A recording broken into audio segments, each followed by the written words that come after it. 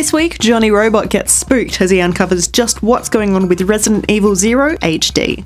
We jump off a building and into the future of Mirror's Edge Catalyst, and we take a look at what's going on in the world of Australian eSports. This is Player Attack.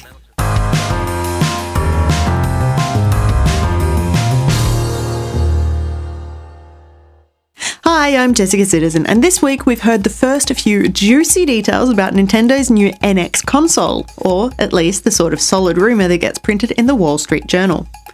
According to the paper, Nintendo has started sending out dev kits to third-party studios, and those kits have been revealed as a sort of console portable hybrid. We're hearing that the NX will be a standard box with at least one mobile unit attached, which can operate as a portable device.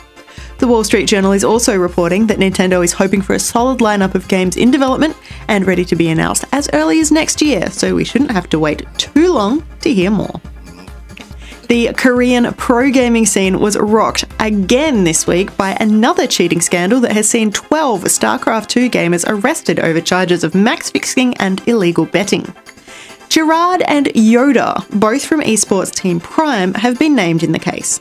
Yoda is accused of receiving money for deliberately losing matches, while head coach Gerard has been receiving money from brokers, connecting players to brokers, and suggesting to players that they might like to lose a game or two and get paid for it. Both of them have been given a lifetime ban from the Korean Esports Association, who promises to cooperate with authorities and hand out the same sort of punishment to anyone else named in the case. Also this week, Call of Duty Black Ops 3 developer Treyarch has released an apology after a marketing stunt for the game went very bad very quickly. Late last month, the Call of Duty Twitter account rebranded itself as Current Events Aggregate, posing as a real-world news outlet reporting on international terrorist attacks, including terrifying drone strikes and mass evacuations. Unfortunately, the rebrand was a little too effective, prompting some pretty worried responses from around the world, as people didn't seem to realise the account was simply detailing plot points for the upcoming game. Moving on, and more than 9 million gamers logged into the Star Wars Battlefront beta, making it officially the largest single beta test in EA's long-running history. And to prove that this one really was a beta test and not just a glorified demo, DICE has confirmed that it will be making a significant change or two to the game before its release. These include a completely rebalancing Walker Assault mode, which was slightly weighted towards the Empire during the beta, presumably because the dark side has cookies. A new update to Destiny has brought with it a stack of new content as well, and that includes microtransactions. So if you want to buy in-game emotes with real-world money, you can fork over up to $45 according to the calculations. That will get you all 16 rare emotes at 200 silver each, plus the 2 legendaries that will set you back 500 apiece. If you want it right now though, you can save a bit of cash. Everybody has also been given 400 silver as a bit of a first taste is free thing, because Bungie knows just how to get you hooked. In other quick news, remote-controlled tanks may well be heading to the battlefield in coming years, prompting the Russian Deputy Prime Minister Dmitry Rogozin to ponder that instead of stereotypical handsome athletes becoming soldiers, what the army really needs is a bunch of bespectacled nerds, specifically World of Tanks players, as they're the ones with the in-game experience that can translate most effectively to a real warzone. In scary game news, the Kickstarter for Allison Road has been scrapped. Developer Lilith had planned to crowdfund the frightening indie survival horror game, but now things have changed because the game's been picked up by a publisher, meaning that it's now fully funded and the studio has all sorts of new resources at its fingertips. Worms creator Team 17 has come to the rescue, explaining that Allison Road is exactly the type of game it's been looking for. We can expect more information about the game in 2016 as Lilith knuckles down and gets back to development. And if that cancellation means that you've got some spare Kickstarter cash lying around, may we suggest a new project for you to back? Friday the 13th, The Game, has also popped up on the crowdfunding site, with developer Gun Media seeking $700,000 in funding to make an asymmetrical 8-person slasher. You'll be able to play either as Jason Voorhees or as the campers he's trying to kill in a semi-open world rendition of Camp Crystal Lake.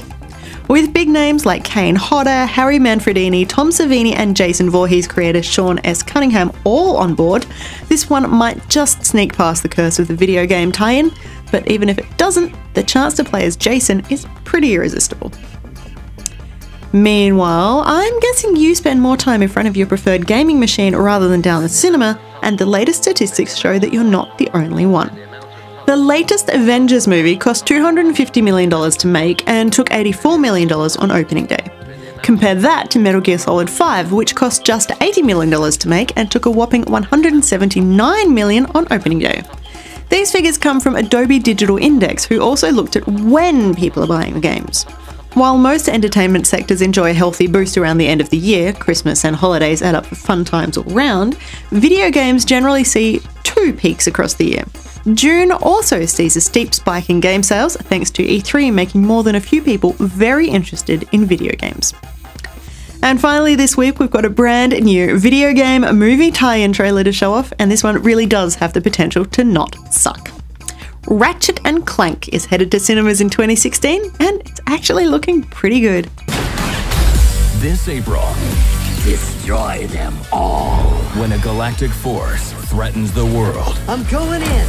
Test your gear. That was awesome! Find your courage. Meet a sheepinator. Uh-oh. And kick. Boom, baby! Some asteroid. Cue montage!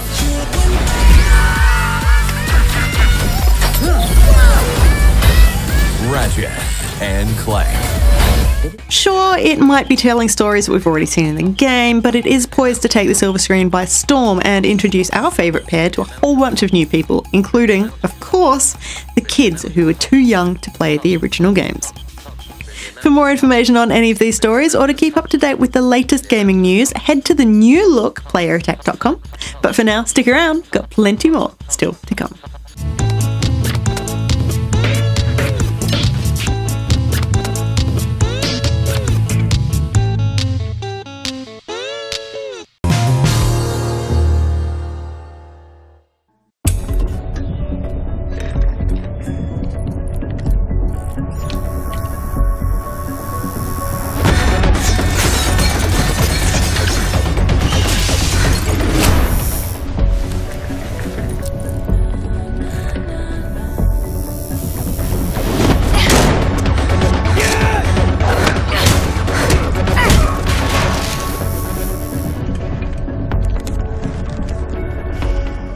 So Mirror's Edge Catalyst is a reboot of the Mirror's Edge franchise, and it tells the origin story of Faith, our runner heroine, how she goes from her humble beginnings as a high-tech thief and cat burglar, and she's get pulled into a big national conflict and emerges a true heroine at the end. And we do this in a giant city, the City of Glass. It's just one giant level. There are no loading times, nothing like that, and it's all gradually opening up for the player to explore, to do all kinds of, to free roam around and do all kinds of challenges in.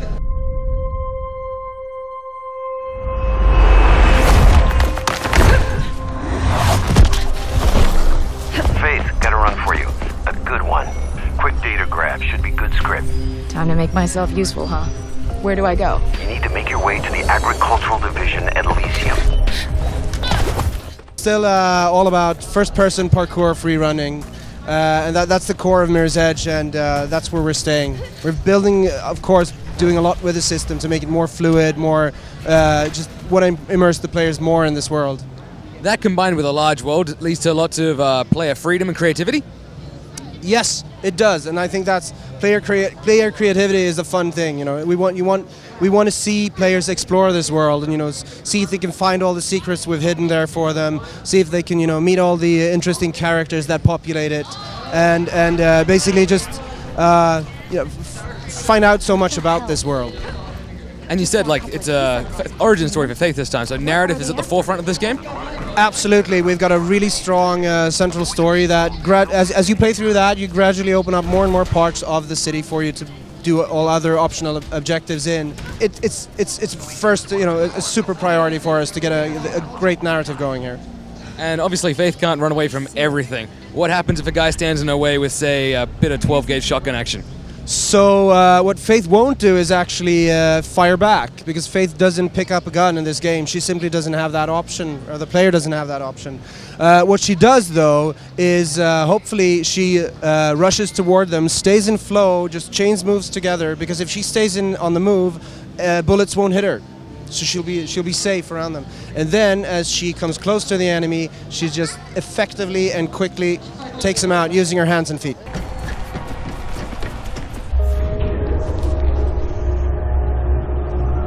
Fancy. Elysium Labs. High-profile data grab. Look, they are very protective about this data, so there's no margin for error, you understand? Heads up, I got plenty of commotion below. An exec motorcade arriving, enforcers everywhere. What? This is not looking right at all. We should abort the run. Let me roll with it, Noah. We do not mess with Gabriel Kruger. One of the things from the first game is there's a real sense of scope in the world and lots of speed. Can we expect that again this time around? Absolutely. I mean, Mirror's Edge is at its best when you're in that flow, when you're maintaining momentum and just flowing across the rooftops. And absolutely, that's number one. Another big priority for us is just getting players into that flow and letting them maintain it. That's one of the reasons we removed gunplay. We don't want to stop the player. We want to keep them in flow all the time, as much as possible. And for players who haven't played the first Mirror's Edge, is this a good starting point? This is a perfect starting point. You know, since we don't follow the narrative events of the first game, this is a perfect starting point. I mean, you get to explore Faith's origins, and you get to explore the City of Glass, which is just one city in this world. And who knows where we go next? When can we expect to get our hands on this one?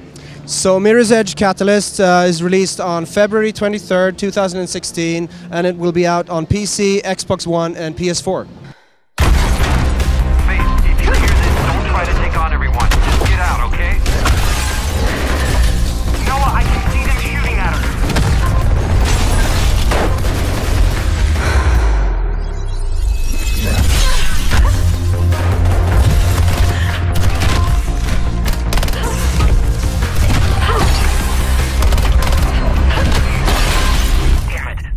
Supposed to happen.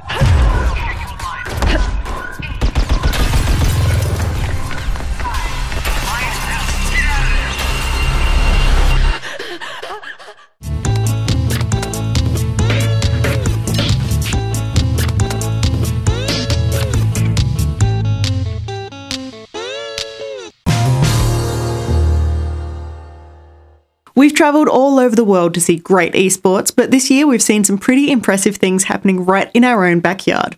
In August, we saw Riot Games and League of Legends take over Sydney's Luna Park for the Oceanic Pro League Grand Final. That event saw Chiefs win the right to head to Turkey to take part in the international wildcard qualifiers, vying for a place in the World Championships. As well as the packed audience who watched the game in person, thousands more flocked to Hoyt cinemas around Australia to watch all the action unfold on the big screen.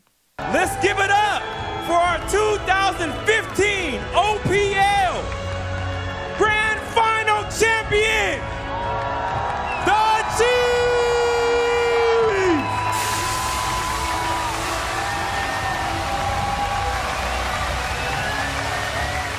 More recently, though, there was a $55,000 Counter-Strike Global Offensive Invitational held in Melbourne, organised by the new Australian office of the Electronic Sports League and, of all places, Crown Casino.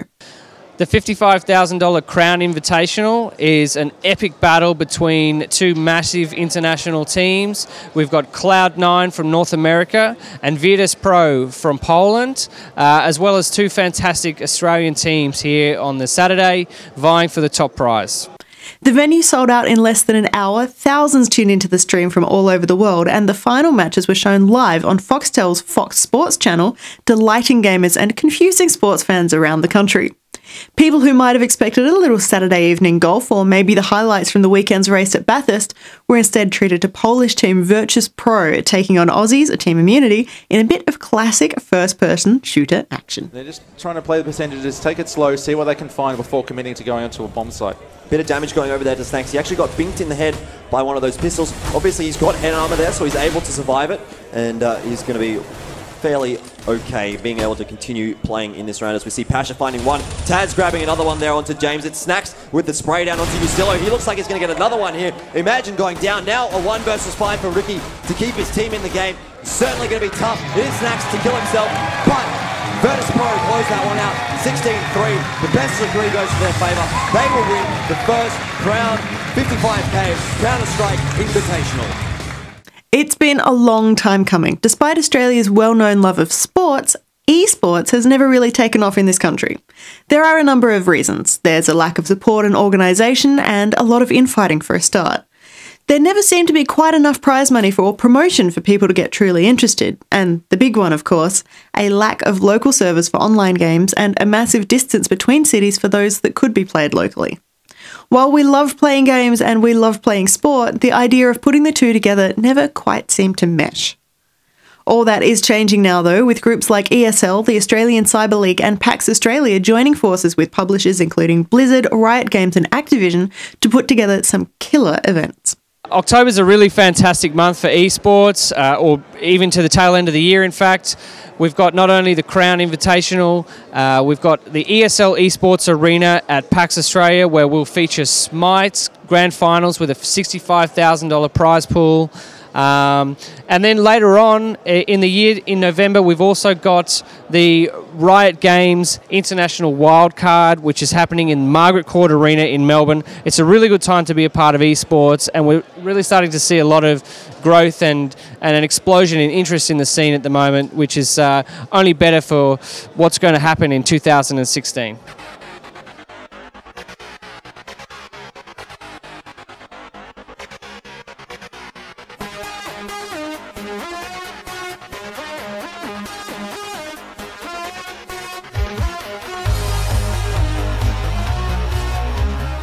And this is just the start of a big 6 months in the land down under. As well as the semi-finals of the Smite Oceanic Regional Championships, PAX Australia is also hosting both a friendly Rocket League tournament and a Halo 5 invitational between Team Immunity and Exile 5.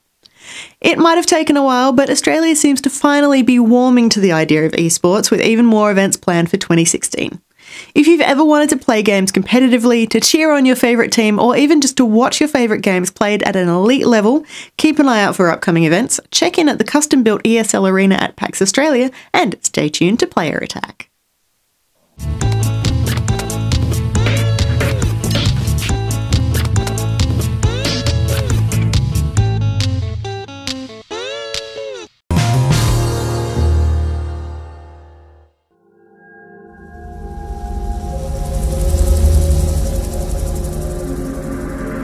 It began as a simple investigation of some bizarre murders in the suburbs of Raccoon City. Nothing in our training could ever have prepared us for the nightmare that ensued. So we're here at the Capcom booth at E3, and I'm hanging out with Antoine, and we are going to talk Resident Evil 0. Now, a lot of people missed Resident Evil 0 when it first came out on the GameCube. Give me a little background on what this game's about. So Resident Evil is actually the prequel, what happened before the events of Resident Evil, the first one. So it's kind of the origin stories of, you know, the Raccoon City incidents and all that. And as you said, not a lot of people have played it. It was on GameCube and, you know, different console than the usual Resident Evil 0. So, you know, when looking at what the community wanted in terms of replaying the old school Resident Evil games, we realized that, of course, we know RE2 is one of the fans' favorites. We brought already RE1, but RE0 was very, you know, following very, very closely. So we decided to, you know, listen to the fan and bring RE0 here. You can't be serious. I have finished the research on the T-Virus, but I need a little more time to complete the more powerful G-Virus. Do as you wish. I will follow my initial plan and lure the STARS members into the mansion.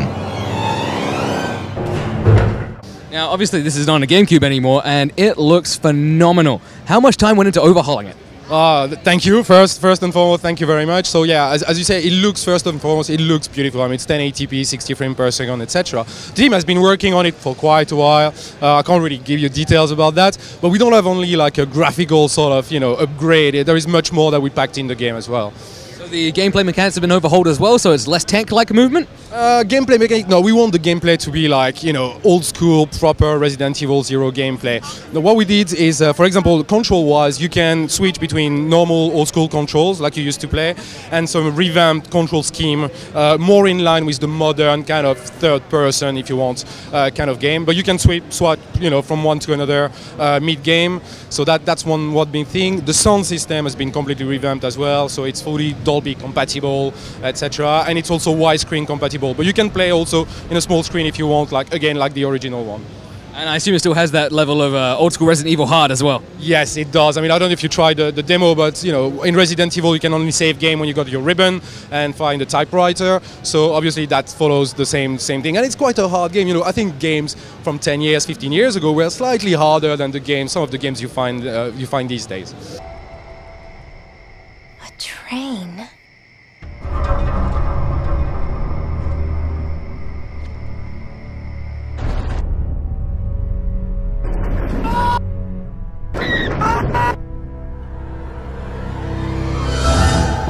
You must be careful, Rebecca. Don't come any closer! Billy Cohen killed as many as 23 people. Who's controlling the train? And one thing that Resident Evil 0 had along with Resident Evil 2 was the dual player dynamic there. So we still got that in the game obviously as well. We still have, you know, Rebecca Chambers, Billy Cohen, so two very different characters. Rebecca is more like a rookie kind of girl, but she can crawl into like small spaces and can also use chemicals and herbs to like create new items. Billy is the kind of fighting guy, obviously, and yeah, you switch from one to another to solve puzzles and to progress through the game. So it's same gameplay. And I assume, like old school Resident Evil games as well, we can expect many secrets and unlockables as we go through? Yeah, yeah, but as they are secrets, you know, I won't tell you too much about it, but yeah, there will be a lot of things like that, yeah.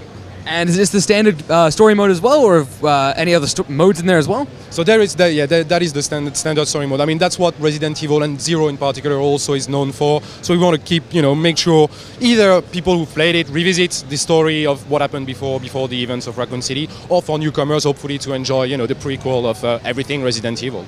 And what platforms can we expect this on? So it's coming on PS4, all of them basically, PS4, Xbox One, PC, PS3 and Xbox 360 as well.